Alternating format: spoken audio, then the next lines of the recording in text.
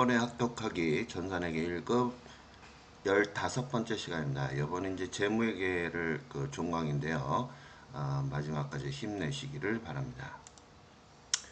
자, 먼저 이번 시간에는 우리가 수익과 비용에 대한 회계를 배울 거예요. 자, 먼저 재화, 그 다음에 용역, 그 다음에 판매 제공의 수익을 언제 기록하느냐 하는 인식 기준에 대해서 배울 건데요. 인식 조건이다라고 하는 것은 장부에 기록을 할 때 이런 것들이 지켜져야 기록할 수 있다. 이게 바로 인식 조건이란 뜻입니다. 그러면 다음의 조건이 모두 충족할 때 기록을 하는데요.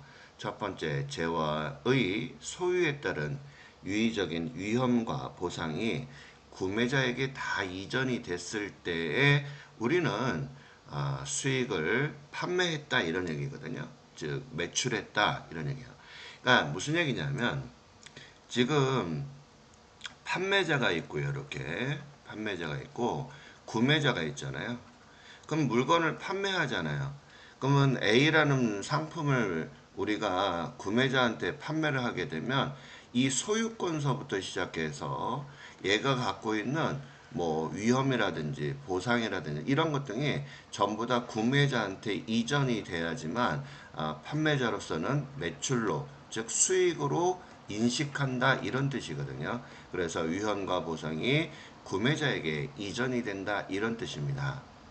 마찬가지 2번도 판매자는 판매한 재화에 대하여 소유권이 있을 때 이런 얘기예요. 통상적으로 행사하는 정도의 관리나 효과적인 통제를 할 수 없다.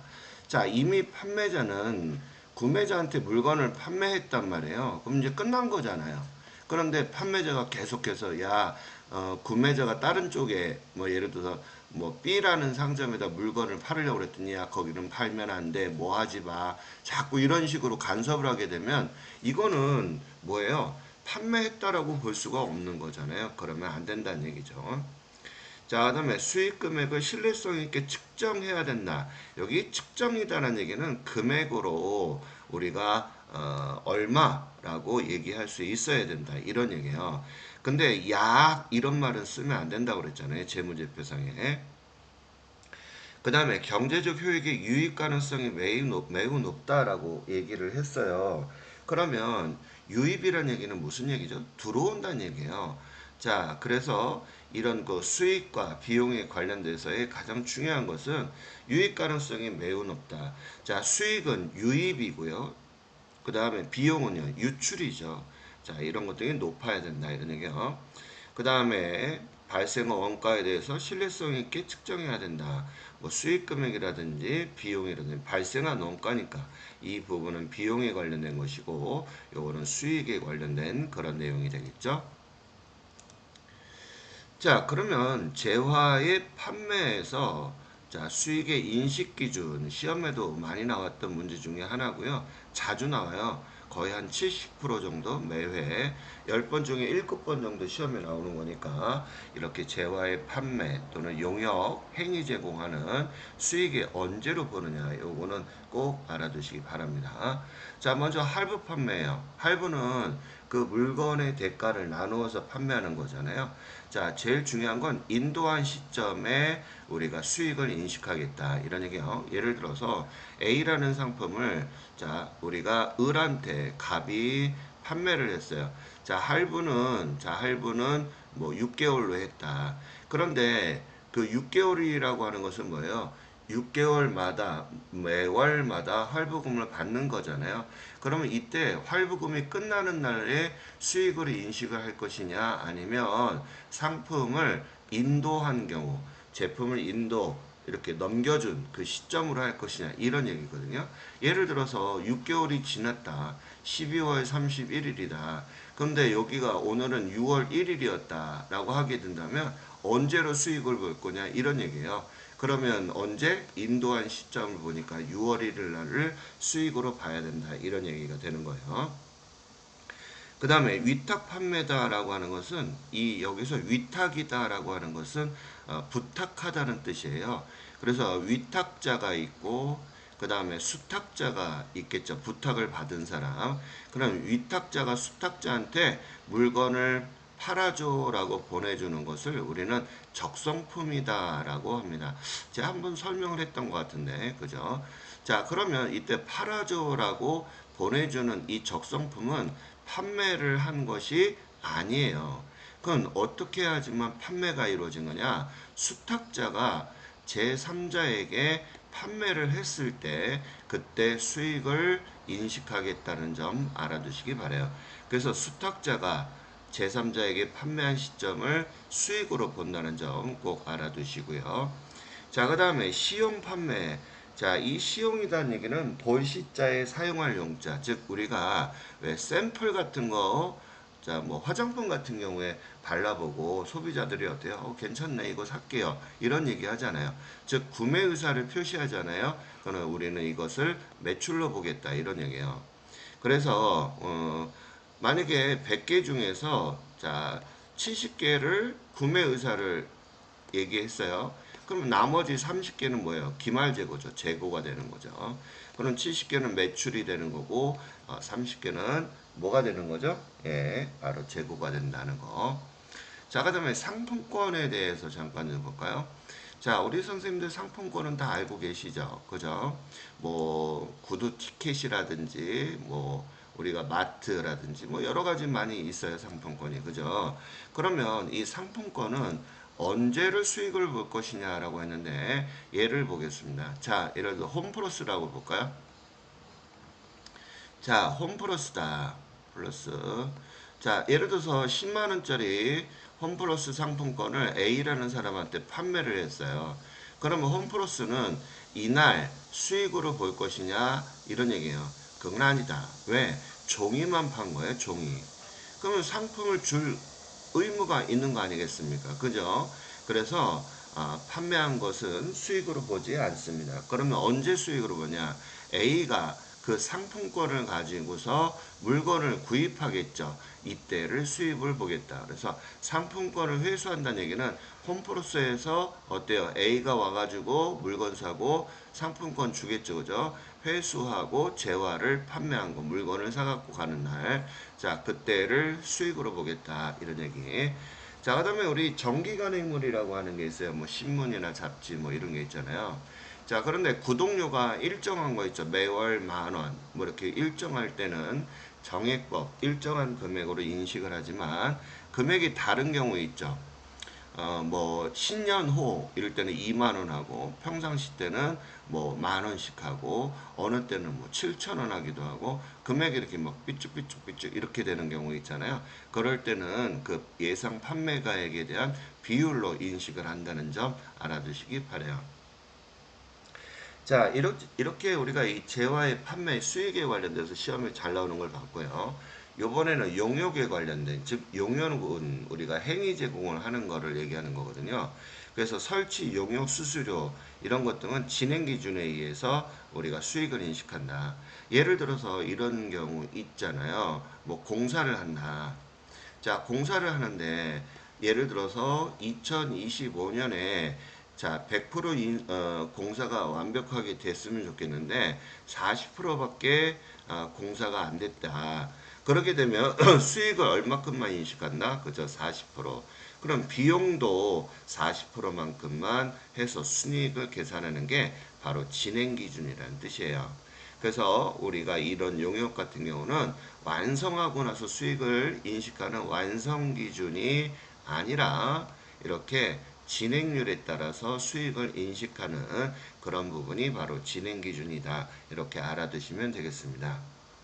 자, 그 다음에 우리가 이 광고에 관련돼서 잠깐 보시면 방송사는 광고 수익을 많이 이제 받게 되잖아요. 근데 실제적으로 가끔 그 시간에, 지정된 시간에 광고가 못 나가는 경우 있잖아요. 뭐 특보입니다. 뭐 해가지고 이런 경우들. 그래서 이런 그 수익을 언제 하느냐. 자, 대중에게 전달한 시점에 우리가 수익을 인식한다. 이런 얘기예요. 그 다음에 광고 제작사는 하나의 광고, 우리가 왜 그 광고를 30초 미약이다 이런 얘기 많이 하는데 이런 광고 하나 제작하는데 보통이 뭐 짧게는 뭐 금세 걸리기도 하지만 뭐 6개월에서 1년, 뭐 나이키 광고 같은 경우에 보게 되면 뭐 6개월 정도에서 1년 정도 걸린다고 해요. 그래서 이런 부분을 자 수익을 인식할 때 완성 기준이 아니라 무슨 기준? 진행 기준으로 인식한다. 자, 그 다음에 이제 공연 입장료 같은 경우에 있잖아요. 티켓을 판매한 날이 아니라 행사를 개최한 시점. 이런 경우 있죠. 콘서트 같은 경우에 가수들이 티켓을 판매하잖아요. 그럼 판매한 시점을 수익으로 볼 것이냐 이런 얘기예요. 그건 아니다. 왜? 가수가 당일날 공연을 못하는 경우도 있잖아요. 환불해 주는 경우도 있으니까 행사를 한 날을 즉 개최한 시점을 우리가 수익으로 봐야 된다 이런 얘기예요. 그 다음에 수강료 같은 경우에는 강의 기간 동안에 무슨 기준? 발생 기준을 하겠다 이런 얘기고요. 자, 주문 개발의 소프트웨어 우리가 왜 프로그램 만드는 거 있잖아요. 이것도 마찬가지 진행 기준에 의해서 한다는 거 알아두시기 바랍니다. 자, 그럼 이제 우리가 비용에 있어서의 인식 기준에 대해서 잠깐 좀 봐요. 자, 여기 이제 중요한 회계 원칙 같은 경우 나오는데요. 수익과 비용의 대응의 원칙, 요거 잠깐 소개 좀 할게요. 자, 우리가 수익을 벌을 때는 비용 없이는 절대 수익을 얻을 수가 없잖아요. 그래서 수익과 비용은 떨어질래야 떨어질 수가 없다 이런 의미예요. 그래서 단기 수익에는 단기 비용에 대해서 대응을 할 수밖에 없는데 이때 단기 수익에 단기 비용을 대응할 때는 비용 중에서 큰 금액의 비용을 대응시키는 것이 가장 좋다, 부합하다 이런 것 등이 바로 이 수익과 비용의 대응의 원칙이다라고 보시면 되겠어요. 자, 그러면 이때 여기에서 이제 잠깐 보시게 되면 자, 여기 한번 보시게 되면요. 자, 이 수익의, 이 비용에 대해서 기록할 때는 우리가 크게 두 가지로 나눠요. 직접 대응이라고 하는 거와 이렇게 간접 대응으로 두 가지를 나눌 수 있어요. 그런 직접 대응이다라고 하는 것은 이렇게 원인과 자, 원인에 대해서 우리가 대응되는 거예요. 자, 예를 들어서 매출을 한다. 그럼 매출하게 되면 내가 물건이 있어야지만 판매할 수 있잖아요. 그러면 매출액이 대응되는 것은 비용인데요. 그 대응되는 게 뭐예요? 매출원가죠. 매출액은 수익이요. 매출원가는 비용이잖아요. 또 매출을 한다. 그럼 뭐 해야 돼요? 운반해야 되잖아요. 운반비가 발생할 수 있겠죠. 비용. 뭐 이런 것들 또 판매 수수료 이렇게 우리가 판매할 때 있어야지만 반드시 있어야 되고 또 원인이 이렇게 나타내는 것을 우리는 직접 대응이다라고 해요. 하지만 이런 간접 대응 같은 경우는 두 가지가 있어요. 하나는 체계적인 기간 배분에 의해서 우리가 비용을 인식하는 경우가 있고 그냥 단기에 그냥 소멸시켜 버리는 이런 경우가 있어요. 그러면 예를 들어서 제가 차량을 샀다. 일단 지출을 했잖아요. 그죠? 자, 1,000원짜리 차를 샀다. 그럼 이 지출한 차는 우리가 차량 방구라고 하잖아요. 그럼 이런 것 등은 1,000원을 한 방에 비용 처리하는 것이 아니라 어때요? 자산으로 잡아놓고 결산 때마다 감가상각이라는 것을 하는 거거든요. 그러면 차량은 우리가 내용연수가 5년이니까 5년에 걸쳐서 우리가 비용 처리를 해요. 그래서 1년에 200원만큼 감가상각을 할 거 아니겠습니까? 그죠?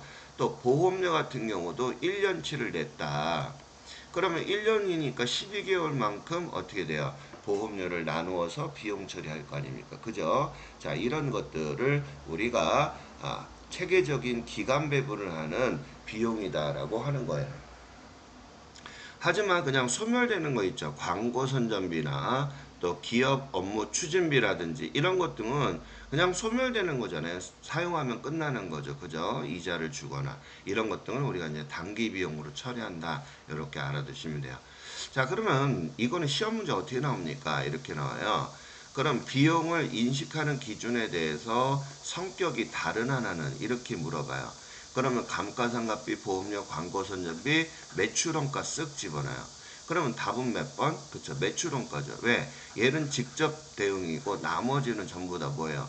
간접 대응에 해당하는 거잖아요. 그래서 이렇게 골라내는 문제가 시험에 나오니까 여기에 매출원가, 판매 수수료 이 두 가지 정도는 직접 대응이고 나머지는 전부 다 간접 대응이다라는 거 알아두시기 바랍니다. 자, 그럼 시험 문제에서 어떻게 나오는지 한번 볼까요? 자, 재화의 판매에 대해서 수익의 인식 요건이 어떻게 되는가 이거 봐야 되겠죠. 아까 유의적인 위험과 보상이 구매자에게 모두 이전이 돼야지만 아까 제가 수익으로 인식한다라고 했었잖아요.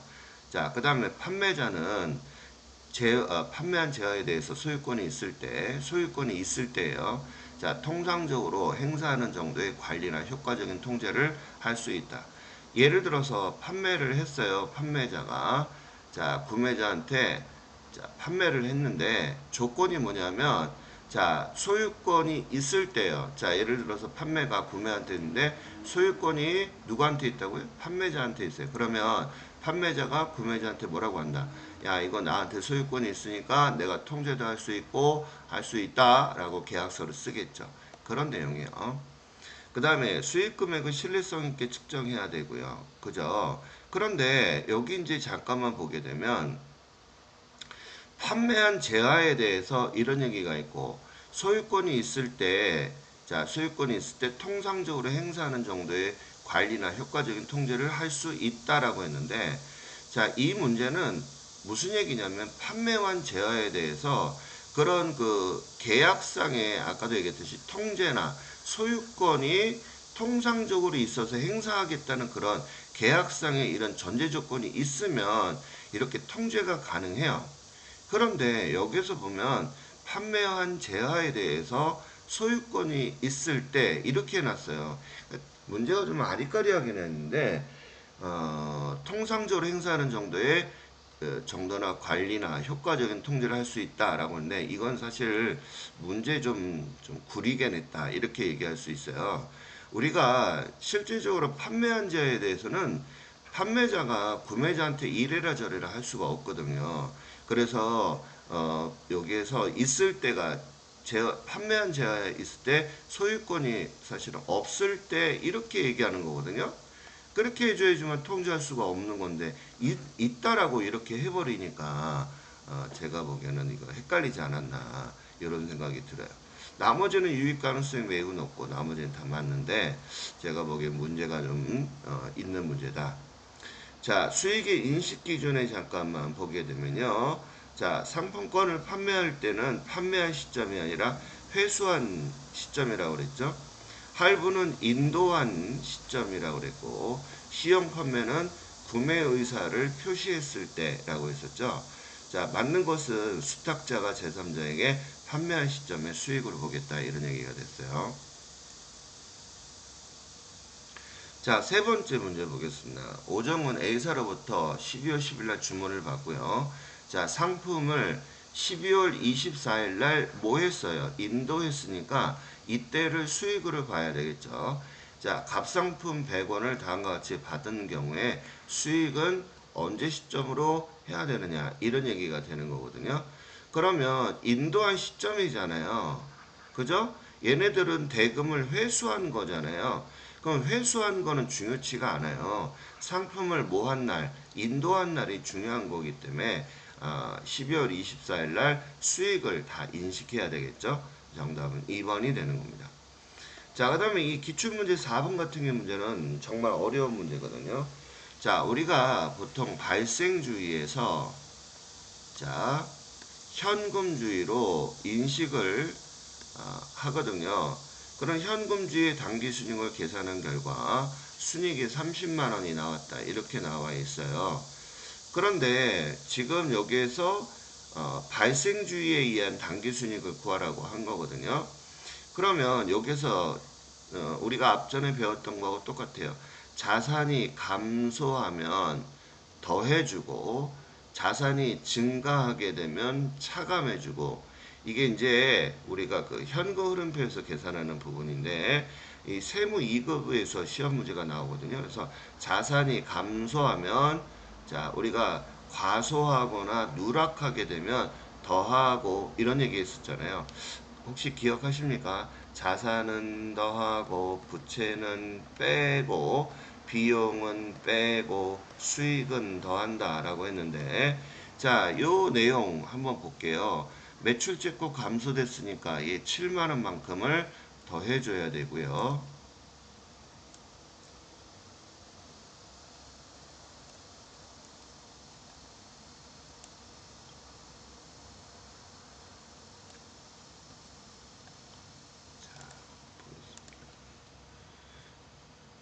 자, 발생주의, 자, 그 다음에 현금주의 30만원 이렇게 나와 있어요. 매출채권은 자산이잖아요. 그죠? 자산이 감소한다. 자산이 감소하는 것은 과소나 감소하는 건 더해주는 거예요. 자, 얼마를? 7만원. 그 다음에 부채잖아요. 부채가 감소하면 차감해줘야 되겠죠. 5만원. 자, 이렇게 되면 얼마가 되느냐 이런 얘기예요. 발생주의가. 그 어느 금액에서 7만원 더하고 5만원을 빼주면 30만원이 나왔다 이런 얘기잖아요. 그럼 거꾸로 올라갈 때는 부호가 바뀌겠죠. 그죠? 그러면 5만원은 더해주고 7만원은 더 빼주니까 결론은 28만원만큼이 발생주의에 해당이 되는 형태가 돼버린다 이런 얘기예요. 그래서 자산은 더하고 이때 자산이 더해주는 것은 과소되거나 감소되는 거예요. 만약에 증가되거나 과대되거나 하면 부호가 바뀝니다. 자, 이렇게 된다는 거. 부호가 바뀐다는 거. 자, 부채도 마찬가지. 부채는 빼주는 건데 과소되거나 감소되는 경우일 때는 빼주는 거고 과대가 되거나 뭐 우리가 증가가 되거나 그럼 더해주면 되는 거예요. 자, 이런 문제는 좀 어려웠던 문제가 아닌가 싶어요. 자, 오류사항이 발견했다. 당기순이익에 미치는 영향은 이런 문제들 회계 1급에서도 나오지만 세무 2급에서도 아주 잘 나오는 문제거든요. 자, 당기순이익에 미치는 영향이다라는 얘기는 손익계산서에 미치는 영향이다 이런 얘기거든요. 그러면 주식 할인 발행 차금을 미상각한다는 얘기는 자본에 해당하는 계정이잖아요. 주식 할인 발행 차금은. 그러니까 재무상태표에 해당하는 거고 매도 가능 증권 평가 손실도 기타 포괄 손익에 해당하는 거니까 자본에 해당하는 거거든요. 해당이 없고 단기 매매 증권 평가 이익은요. 수익에 해당하는 거잖아요. 그죠? 그러니까 당연히 정답은 3번이 정답이 되겠고요. 자, 기타의 대손상각비는 영업 외비용인데 이거를 대손상각비는 판매비로 계상을 했다. 그러면 영업 외비용이나 판비나 자리만 다를 뿐이지 비용으로 인식한 거는 맞죠. 그러니까 이거는 해당 사항이 없더라 이런 얘기예요. 자, 그 다음에 이런 문제들 시험 문제 제일 많이 나오는 게 뭐냐면 영업이익 계산하는 문제거든요. 그럼 우리가 영업이익은 어떻게 계산한다? 매출액에서 매출 원가를 빼주게 되면 매출 총이익이 나오거든요. 거기에서 판매비와 관리비를 차감하면 영업이익이 나와요. 그러면 영업 외 비용은 여기에 영업이익에 영향을 미쳐요, 안 미쳐요? 안 미치는 거죠. 그럼 이런 영업 외 비용은 어떤 게 있느냐 하면 이자 비용, 기부금, 기타의 대손상각비, 그 다음에 뭐뭐 차손, 뭐뭐 손실 이런 것 등이 영업 외비용이거든요. 그러면 이런 것 등은 우리가 계산하면 안 된다 이런 얘기예요. 그러면 자 여기에서 영업이익을 산출하는데 포함되는 것 이렇게 물어봤어요. 그러면 산출되는 항목들의 합계금액은 이렇게 나왔는데 자 여기에서 뭐예요? 기부금 같은 경우나 이자 비용 같은 경우는 실질적으로 뭐라고 그랬죠? 제가 영업 외비용이라고 그랬잖아요. 그러니까 여기는 해당 사항이 있다 없다? 없다 이렇게 해줘야죠. 그러면 영업이익에 산출하는데 미치는 영향, 매출원가 영향을 받죠. 수선비도 판비니까 또 복리후생비, 여비교통비 다 영향을 받죠. 이 네 가지 다 더하면 정답이 나오게 되겠죠. 자, 그 다음 문제. 이런 문제 유형도 시험 문제에 많이 나오는데요. 미지급 임차료를 회계 처리하지 않았대요. 그럼 우리가 분개하게 되면 원래는 이런 분개를 해줘야 돼요. 임차료 대변은 미지급 비용 이런 분개를 해줘야 되는데 자 이런 분개를 안 했으니까 부채가 어떻게 됐을까요? 감소되겠죠. 왜냐하면 했으면 부채가 늘어났겠지만 안 했으니까 부채가 감소될 것이고 원래 2분기를 했으면 비용이 뭐 했어요? 증가됐겠지만 안 했으니까 뭐가 된다? 감소가 되죠. 그러면 비용이 감소하게 되면 그죠? 자산은 어떻게 될까요? 증가. 자본도 증가. 당기순이익에도 어떻게 미칠까요? 증가. 이렇게 들어가겠죠. 그런데 여기 뭐라고 나왔어요? 순이익이 과소계상된다 그랬으니까 틀렸죠? 과대계상이 돼야 되겠죠. 자본이 과대되고요. 비용이 과소되고 부채가 과소된다. 맞는 얘기가 되는 거죠. 자, 이런 문제 시험이 정말 많이 나오니까 이런 문제들 아주 중요하다. 이렇게 보시면 돼요. 자, 비용의 이연이다 라고 하는데 비용의 이연은 뭐에 해당되는 거예요? 선급 비용을 비용의 이연이다 라고 하는 거죠. 그러면 선급 비용에 해당하는 것만 찾아주시면 되겠네요. 자, 이런 문제. 자, 그 다음에 이제 손익계산서에 영향을 주는 거래. 그러면 수익과 비용에 해당하는 거래만 찾으면 되겠어요. 근데 자기주식 처분이 감자차익, 매도 가능 증권 평가이익 전부 다 뭐에 관련된 거예요?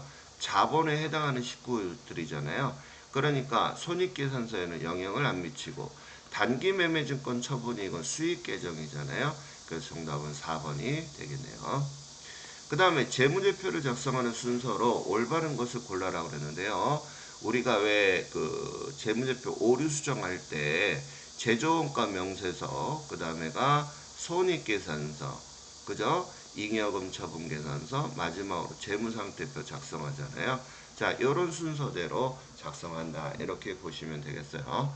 자, 이제 재무회계를 정리를 했는데요. 이 외에도 재무회계에 빠진 부분들이 되게 많아요. 그래서 제가 수시로 수업 시간이나 이런 거 동영상들 여러분들 좀 어려워하시는 것들 제가 시간 날 때마다 또 올려드리도록 하겠습니다. 자, 수업하시느라 수고 많으셨어요. 감사합니다.